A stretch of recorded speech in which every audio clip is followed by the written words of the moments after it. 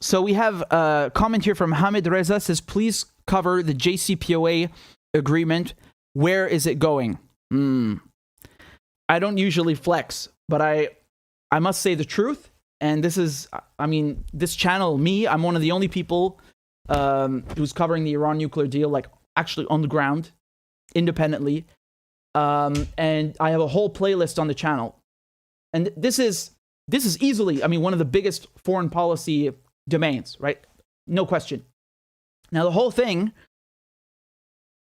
it was really close to being signed. I know some people say, oh, it was weeks away from being signed. It was days away from being signed. It was close. Okay, no one can, we don't have a crystal ball, but it was very close. And of course, the war in Ukraine started. There are a lot of people pissed about this, you know, because they're saying, oh, Russia held up the nuclear deal and it's their fault. And for two reasons, because not only the war started, but the Russians, they demanded a written guarantee. They said to the Americans, listen, the whole point about the Iran deal is that Iran caps its nuclear program, and in exchange, the United States lifts sanctions on Iran. And Russia said, if everything goes back to normal and you do lift the sanctions, we don't want you to put new sanctions, fresh sanctions on Iran, because they are dealing with Russia, right? Because right now there are so many sanctions on Russia, more than Iran, actually.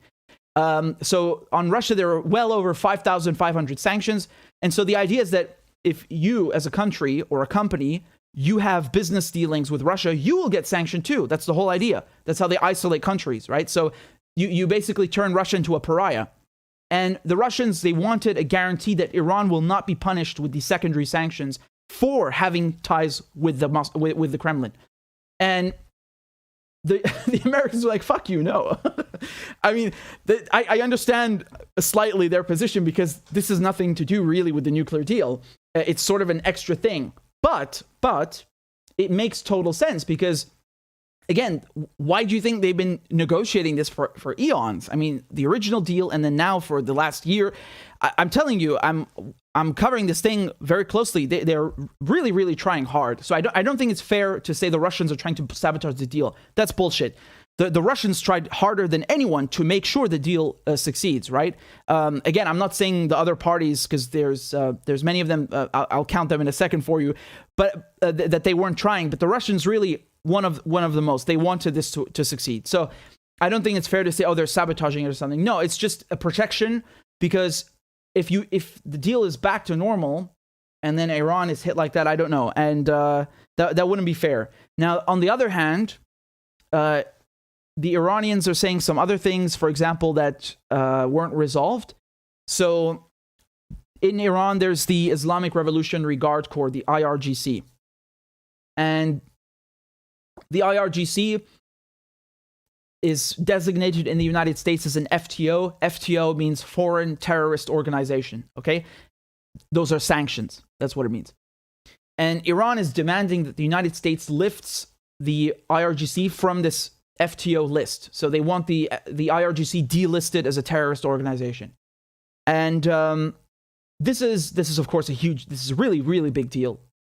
And the Americans, I mean, don't take my word for it. Look at the press. Like, just look at the headlines, honestly.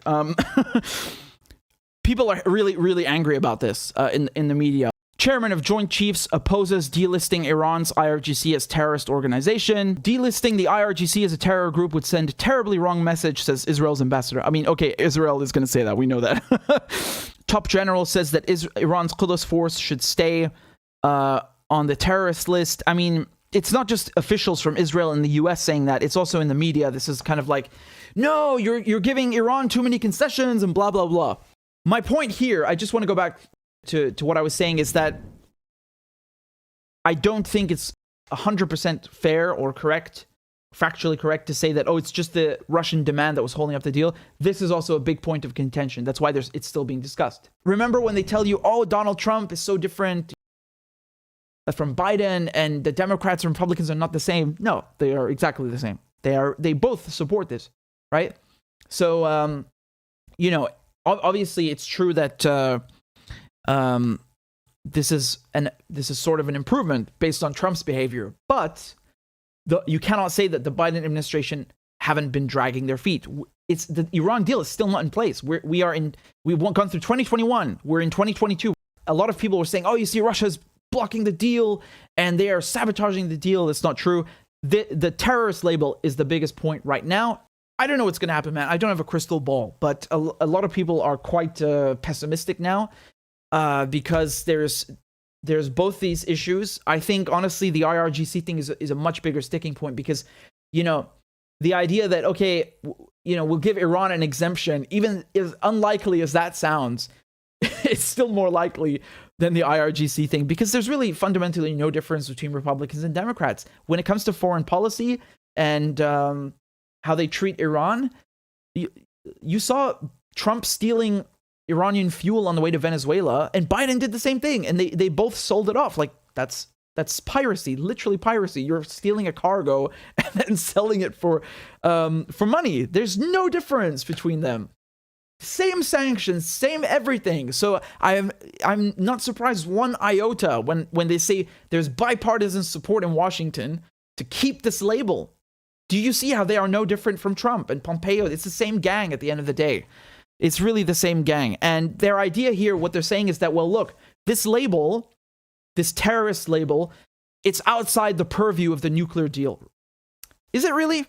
Let's take a look, because what the Americans have been doing, the trick that they've been playing, is that they have been putting sanctions on Iran and saying, well, this sanction is because of your human rights violations, not because of your nuclear program. And this sanction over here, this is because of your terrorist activities, right? Like, oh, when they say terrorist activities, they basically mean that Iran is supporting the Palestinian resistance against Israel, or it's supporting Syria against, pick your country. There are 12 over a dozen, trying to get rid of Assad. And then Iran is supporting, the Hashd al-Sha'bi in Iraq, the resistance there, or the resistance in Yemen. Again, right now when we talk about the axis of resistance, Iran is at the center of it. So that's what they mean when they say malign activities in the region. Iran is not like setting puppies on fire or stealing candy from babies. They don't like that Iran is fucking with their imperialist interests and their Zionist interests. That's what it means. They don't want resistance. And so what they've been doing, this trick, is that they've basically been using this vacuum now where there's no nuclear. Well, the nuclear deal is there. The U.S. left. Let's be clear. They're even using this time to keep sanctions on Iran and say, we won't lift these because this one's human rights related and this one's related to terrorism, and we're not removing these. Hold on a second. Stop right there. If these journalists writing about the nuclear deal, and most of them have no clue, if they actually bothered to read the nuclear deal, they would see in the text that it says very, very clearly that the United States must not do anything that makes it harder for Iran to have economic relationships with the rest of the world. When you go and sanction Iran, you are by definition making it harder for Iran to develop and maintain economic ties and trade with other countries. So that's a violation of the deal. It doesn't matter whether you say this sanction is because you burned a puppy alive or you're financing Hamas. It makes no difference. You are violating the deal because the deal is that Iran caps the nuclear program and you stop fucking with Iran's economy. It's that simple. And they are violating that and they're trying to be, smart asses and say, oh, well, this is because of that, and this is not related to nuclear. And now when Iran is legitimately demanding that they remove this label, this terrorism label from the IRGC, which Trump did after leaving the deal, they're saying no. So you see once again how Biden's administration is not only just like Trump, he is a carbon copy because he refuses to walk back a Trump move, a Pompeo move. This sanction, this designation on the IRGC did not exist before 2019. Trump is the one who pulled out of the deal in May 2018 and then he kept going with more and more and more sanctions. And another thing that I can tell you, for example, last year, what the Biden administration did is they went and they stole Press TV's website, presstv.com, and they stole the websites for about 30 different foreign news outlets. Again, these are outlets that are not based in the US. They do not work in the US. They're nothing. They're just .com. And the US government said, we have jurisdiction over anything that ends in .com. And Biden used Donald Trump's sanctions against the IRGC to steal those websites. He's basically attacking the press, right? If you take down, again, take down is putting it mildly, steal. If you steal a news outlet's website, that's censorship. You are effectively blocking the entire planet from accessing this news. You are censoring it. And so they basically said that Press TV is under the control of the IRGC, which Donald Trump placed sanctions on. And that's why they're taking the website. Listen to this logic. This is unbelievable, right? This is like, imagine Iran saying that, this CNN is under the direct command of the CIA, and therefore it's going to take CNN.com's website. Now, I know some of you are going to laugh and say it is. Yes, but it's outrageous. It's an outrageous move. As much as we dislike CNN, it's not okay to just go and take their website, right? Otherwise, we're no different than Trump. Do you see the absurd logic here? So this is, again, one facet of how you can manipulate these sanctions to do anything you like. Attack the press, stop medicine coming in, you name it. And how Biden not only kept this sanction, but acted on it, used it, right? You could very well just leave it there and not act on it. No, they're acting on it. And it's no wonder that Iran wants it removed, because it's outrageous. It's absurd. So it's really funny to me that the Americans, they want things that are outside the nuclear deal, like truly outside the nuclear deal. They say things like, oh, we want Iran to cap its ballistic missile program. What the fuck does the ballistic missile program have to do with their nuclear program? Those are two completely different things. And they say things like, again, supporting Hezbollah, supporting Syria, supporting Hamas, supporting the Hashd al-Sha'bi, supporting Yemen. They consider this malign activities. This, again, has nothing to do with the nuclear deal. Iran, if it wanted, tomorrow morning could shut down every single nuclear reactor it has and disband its entire atomic energy agency, and it would still be supporting resistance efforts. So these two things are unrelated. And it's the Americans, and they've even got the Germans to say this at one point, and other Europeans to say, oh, we should have a nuclear deal 2.0. Nuclear deal 2.0. You're not even following the first one. Like, the Americans left the first agreement, and now they're talking about a second agreement. Man, they're dreaming. So for me, this is very ironic, because I've seen Pompeo and Donald Trump, attack the nuclear deal, saying it doesn't go far enough. It should include the ballistic missiles and the support for the resistance. And that's why they left. And then when Iran says, hey, how about we just go back to the deal, like the way it was in April 2018, before Trump pulled out and slapped us with sanctions. And they're like, no, okay, maybe we'll go back, but we're not lifting all the sanctions. How are you going back then to April 2018? Remember, Trump quit in May 2018. I'm just giving you an idea, like basically before. How are you going back to how it was when the US was in the deal and Iran was abiding by the deal if you're refusing to lift the sanctions that Trump put in place? Like, this makes no sense. This is ridiculous. And I just want to make one thing clear, because, again, this is something that you never hear in the media. And even people in independent media who talk about the nuclear deal, they kind of talk out of their asses sometimes. They say that Iran is building a nuclear weapon. No, there are no nuclear weapons. Do you understand? A country like Germany has a nuclear program. They have nuclear reactors. Yes? You can have a nuclear program without nuclear weapons program, okay? Obviously, to build a nuclear weapon, you must have a nuclear program in the first place, but they're not the same thing. The International Atomic Energy Agency, under the additional protocol, they have permission, the nuclear scientists, to go into Iran and go into any nuclear facility they like and examine it and inspect it. And they have cameras that are in all of the nuclear facilities that are recording. They have special seals on the equipment.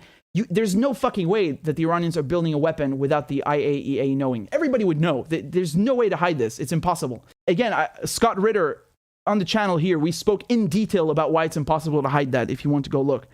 And, something that's very important is when they say that Iran is violating the deal, you'll see that a lot. The nuclear deal, again, I wish they would read it. Like, please read it. It's not long. It says very clearly that if one of the signatories doesn't respect the deal and they don't hold up their end of the deal, Iran is going to use that as a reason, as a justification to also not follow the deal. That's under the dispute resolution mechanism. Okay, basically, if there's a fight, there's a disagreement with the deal, how do you fix it? This is in there under Article 26 and 37, I believe, right? So again, just to explain this very clearly, the United States left the nuclear deal, and not just left it, they also reimposed sanctions. And in the text of the deal, it says if if there is significant non-compliance, which is just a fancy way of saying if somebody leaves the deal, and there is reimposition of sanctions, which Donald Trump did, he reimposed sanctions, Iran can treat that as justification to stop abiding by its commitments in part or in whole. I cannot believe I have to explain this a million times. It's like if you sign a contract with somebody, they tear up the contract. How can you expect the other guy who held up their end of the deal to just keep doing what's written in the contract when you left? That makes no sense whatsoever. And that's what they're basically saying. And just to prove again how ridiculous and how much they lie in the media, Donald Trump left the nuclear deal in May 2018. For a whole year, so until May 2019, Iran did not change a single thing about its nuclear program. Everything the same. They basically, this demonstrates goodwill. It demonstrates goodwill and that they really care about the deal and they're respecting it. And for a whole year, they were basically giving the United States time to come back, to change their mind, to not escalate. That if they wanted to escalate, they could have the next stage started doing, ramping up uranium enrichment from the limit is 3.67%. They could have ramped that up or added more centrifuges. Could have done anything. They waited a whole year. And then they responded by tit for tat, because there are many things that happen which people like to forget. The Israelis assassinated an Iranian nuclear scientist. His name is Mohsen Fakhrizadeh. On top of that, what happened is the Israelis sabotaged the Karaj and Natanz nuclear facilities in Iran. They cut the power in one instance, and then there was an explosive device used in another instance. And the Americans killed General Soleimani. So you see all of these attacks. Like, can you imagine if Iran blew up an American nuclear facility? Like, there would be a war. There's a war. If they did that to the Israelis, there would be a war. But they do these things that are really considered, this is nuclear terrorism. When you go and you blow up a fucking nuclear facility. You know how much the concern they have about Russian forces in Chernobyl right now? Do you remember? Or in Zaporizhia? I didn't see anywhere the same amount of outrage when Israel blew up multiple nuclear facilities in Iran. Are you crazy? Like, do you see the double standard here? Like, it's okay to attack a nuclear facility as long as Israel's doing it to Iran. It's crazy. Like, they only care about the environment and having a nuclear disaster if it's happening to Ukrainians and being done by Russians. Otherwise, it's totally fine. Israel can do whatever it wants. So just going back to my original point, Iran ramped up its nuclear program only in response to those attacks. So when the Israelis killed Mohsen Fakhrizadeh, they assassinated this nuclear scientist, the Iranian parliament, they voted on a new decree. So they basically said, from here to 3 months, if there is no sanctions relief, so if the sanctions are not removed, then Iran will stop complying with the additional protocol. So again, just to translate what that means into English, they basically gave the United States 3 months to lift sanctions on Iran, or else they would not allow the nuclear inspectors from the UN to film inside the nuclear facilities anymore. It was right after the election in the US, and they were waiting basically for Biden to get inaugurated in January to get back, because he promised to get back in the nuclear deal. So they were giving him time to get inaugurated and then remove the sanctions and get back in the nuclear deal. So do you see how even after the worst transgressions and acts of terrorism and assassinations, Iran is always giving headroom, is always leaving an opportunity for diplomacy instead of burning bridges every step of the way. And this is what makes me so furious, because this is common sense. It's so easy to see that they're demonstrating goodwill, and all they do in the media is fucking lie. It's really one of the worst. I'm not kidding, man. I cover a lot of topics, right? The Assange case, the nuclear deal. This is all original reporting. I talk about Syria. So many topics. Like, I specialize in international affairs, and I'm telling you, the nuclear deal. This is one of the fields that the media lie in the most. It's really, really, really bad.